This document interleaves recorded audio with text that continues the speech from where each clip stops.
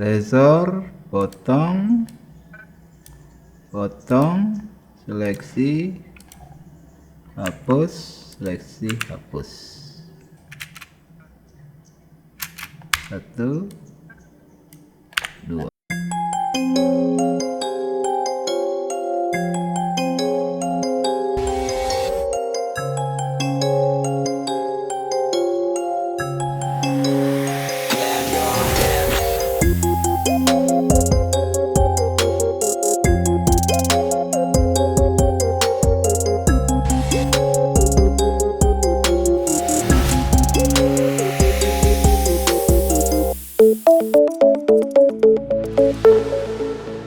Seperti kata-kata bijak yang sering orang katakan, tidak ada jalan pintas menuju kesuksesan.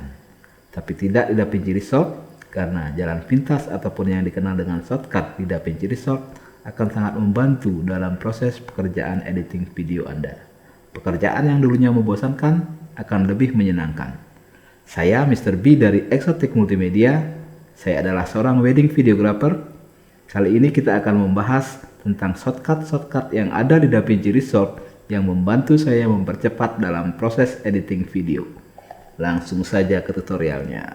Biasanya dalam proses editing, hal yang paling mendasar sekali adalah di mana kita harus memotong frame by frame dari file yang kita inginkan, karena kita akan menyeleksi mana file yang bagus, mana yang file yang kurang bagus yang tidak dipakai. Dengan cara tradisional, biasanya kita memakai tombol razor, mungkin seleksi file yang kita inginkan, cut, terus ini mungkin sampai di sini bagus, kita cut, kita seleksi lagi, kita hapus, dan ada space kosong yang tertinggal di sini. Kita akan pindahkan dan membutuhkan banyak langkah untuk mencapai hal tersebut.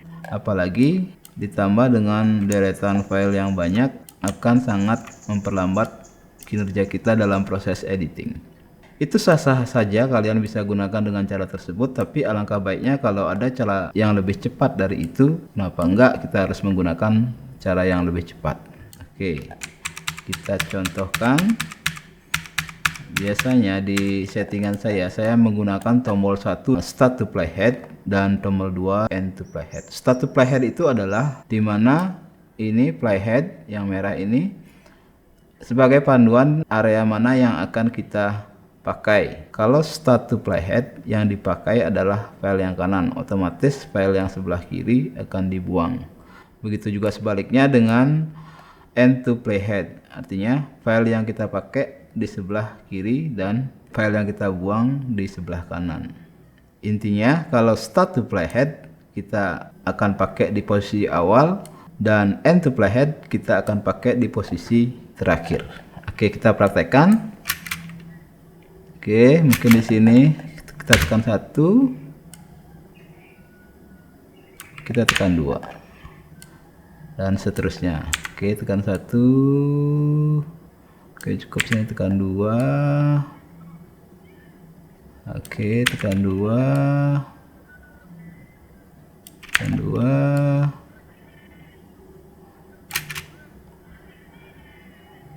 oke tekan 2.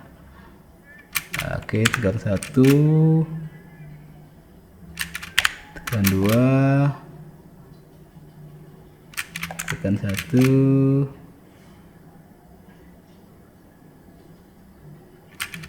tekan 1, tekan 2. Nah, itu adalah sangat cepat sekali dengan menggunakan tombol 1 dan 2. Bagaimana jika terjadi kasus filenya panjang? Kita akan gunakan file tersebut menjadi 2 video atau 3 video. Oke. Biasanya cara standarnya adalah kita memakai razor, cut, cut, cut. Nah, baru kita seleksi mana yang akan dipilih. Mungkin di sini hapus, hapus, hapus, hapus. Nah, itu cara tradisional. Oke, di sini kita kombinasikan tombol 1, 2 dan 3. Nah, tombol 3 saya pakai sebagai razor tool, memotong. footage yang kita inginkan. Oke, mungkin di sini kita tekan 1 dulu, kita start di awal. Oke, mungkin sampai di sini kita tekan 3. Nah, ini kita mau buang. Nah, oke, ini kita pakai tekan 1 lagi. Tekan 2. Maka dalam satu footage kita bisa memecahnya menjadi 2 bagian. Kita kombinasikan dengan tombol 1, 2, 3. 1 untuk start to playhead, 2 untuk end to playhead, dan 3 untuk razor. Shortcut selanjutnya yaitu CTRL dan Shift. Fungsinya adalah memindahkan file yang kita inginkan tanpa merusak timeline atau settingan yang kita sudah buat. Ctrl, Shift, tahan. Nah, maka secara otomatis file yang ini tidak akan berubah atau tidak akan menimpa file-file yang lain. Kalau kita tidak menekan Ctrl dan Shift, maka akan terjadi 10 di sini dan file yang tertimpa akan terhapus. Oke, caranya dengan Ctrl plus Shift. Oke, seleksi dulu file yang kita inginkan, seleksi, Ctrl plus Shift. Kita bawa ke direksi yang mana, terserah. Jadi aman. Oke. Video adalah gabungan antara gambar bergerak dengan audio. Maka dalam proses editing, audio itu sangat penting. Di sini saya menggunakan tombol 4 untuk menormalize audio level. Pada saat shoot kadang-kadang suaranya terlalu kecil atau terlalu besar. Biasanya dengan cara tidak memakai shortcut, kita klik kanan di sini. Di sini kita rubah ke True Peak. Kita setting ke -3 dB. Maka audio yang kita normalize akan sesuai dengan standar audio, tidak terlalu besar dan tidak terlalu kecil. Oke, cara cepatnya adalah dengan klik tombol 4, kita normalize. Tombol 4, normalize. Tombol 4, normalize. Oke, shortcut selanjutnya yaitu tombol Q, tombol W, tombol E, tombol R, tombol T.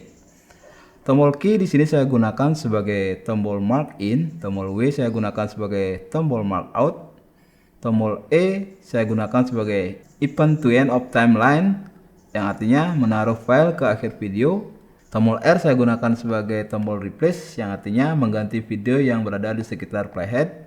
Dan tombol T saya gunakan sebagai place on top, yaitu menaruh video di atas klip playhead.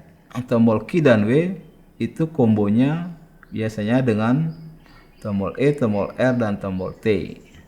Oke, kita coba. Kita di search monitor. Kita coba ini. Oke, tombol Q kita tandai di depan. Tombol W, tombol E, event to end of timeline yang artinya menaruh file ke akhir video, maka posisi videonya akan berada di akhir dari video. Oke, kita E lagi, akan berada di sini. Oke, mungkin selanjutnya kalau Q, W, E. Oke, Q, W, E, maka semua posisinya akan di akhir video. Oke, combo berikutnya yaitu combo Q, W, dan R, atau saya di sini gunakan sebagai replace yang artinya mengganti video yang berada di sekitar playhead. Jika ingin kita mengganti file yang ini, tekan Q, W, R, maka secara otomatis file di sekitar playhead akan terganti. Kita tekan R, nah, terganti, R, terganti, R, terganti. Shortcut selanjutnya yaitu combo Q, W, T, berfungsi sebagai place on top yang artinya meletakkan file yang kita seleksi di atas video yang kita tentukan. Pertama kita tentukan posisi playheadnya, Kemudian cari filenya yang akan dipakai untuk mengganti. Seperti ini. Oke, kita tandai key, W, dan T. Maka secara otomatis filenya akan berada di atas video yang lainnya. Oke, kita coba lagi. Mungkin seperti ini. Kita coba carikan ini. Oke, kita key, W, T. Shortcut selanjutnya adalah tombol tab. Tombol tab di sini saya fungsikan sebagai tombol clip attribute. Jika kita tanpa menggunakan shortcut, clip attribute bisa diakses dengan cara klik kanan, clip attribute. Maka akan keluar tampilan seperti ini. Yang sering saya gunakan di clip attribute mengganti frame rate video untuk keperluan slow-mo.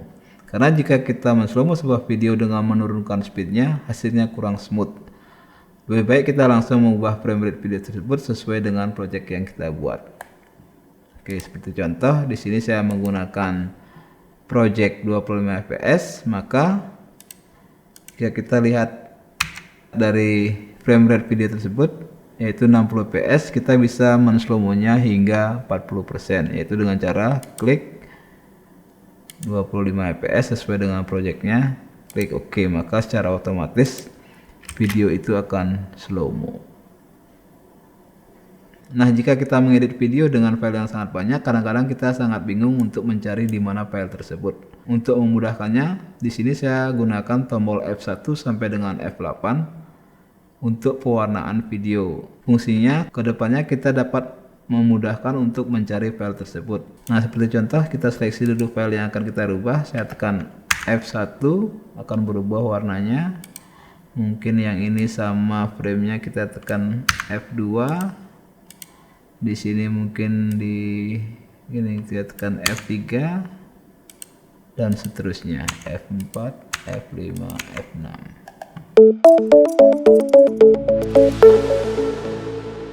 Bonus dan tips kali ini saya akan kasih tahu cara merubah settingan keyboard di DaVinci Resolve sesuai keinginan kita.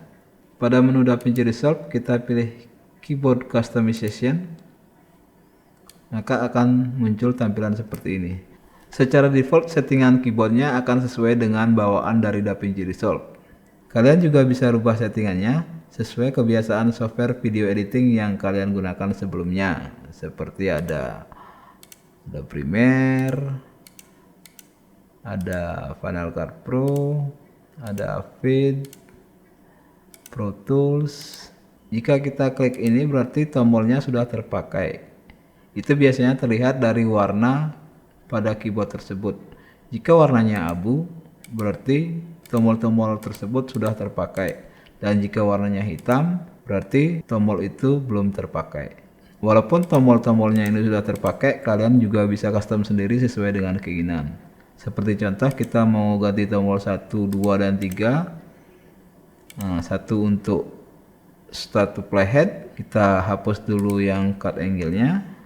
Jika kita tidak menghapus ini, maka kita tidak akan bisa menambahkan fungsi yang baru. Maka pentingnya kita harus hapus dulu fungsinya ini, fungsi satunya, fungsi 2-nya, dan fungsi 3-nya. Maka otomatis warnanya akan berubah ke hitam. Nah, setelah warna hitam, baru kita bisa merubah sesuai dengan keinginan kita. Seperti contoh, kita mau ganti ke start to playhead. Nah, caranya kita tinggal ketik di sini di search start to, kita pilih all command. Nah, all resize ripple start to playhead. Nah, kalau mau biarkan tombol defaultnya, kita biarin ini, tinggal tekan tombol plus, tekan tombol 1, maka secara otomatis tombol 1 akan berfungsi sebagai start to playhead. Begitupun juga tombol 2, kita ketik di search end to playhead, kita tambahkan, tekan tombol 2, 3 razor. Razor. Shortcut bawahnya adalah Ctrl B, kita biarin default, kita tambahkan saja tombol 3. Nah, setelah kita selesai merubah settingan keyboardnya, jangan lupa untuk menyimpannya, yaitu dengan cara klik pojok kanan atas, save as new preset. Nah, kalian bisa ganti namanya sesuai dengan keinginan kalian. Oke, tes. Kita save. Oke. Maka nanti akan muncul di sini. Nah, apabila kalian sudah mempunyai file keyboard yang biasanya berformat txt, kalian bisa import preset, di mana kalian menaruh filenya. Kita open, maka settingan keyboard kalian akan berubah secara otomatis. Nah, itulah shortcut-shortcut yang sering saya gunakan dalam mempercepat proses editing di DaVinci Resolve. Kalian juga bisa meniru settingan yang saya gunakan. Nanti filenya akan saya taruh di deskripsi video. Settingannya pun nggak mesti harus sama dengan saya. Kalian juga nanti bisa custom sendiri shortcut-shortcut yang kalian inginkan di tombol-tombol mana yang kalian inginkan, terserah kalian. Semoga tutorial ini bermanfaat. Jangan lupa ngopi biar tetap semangat.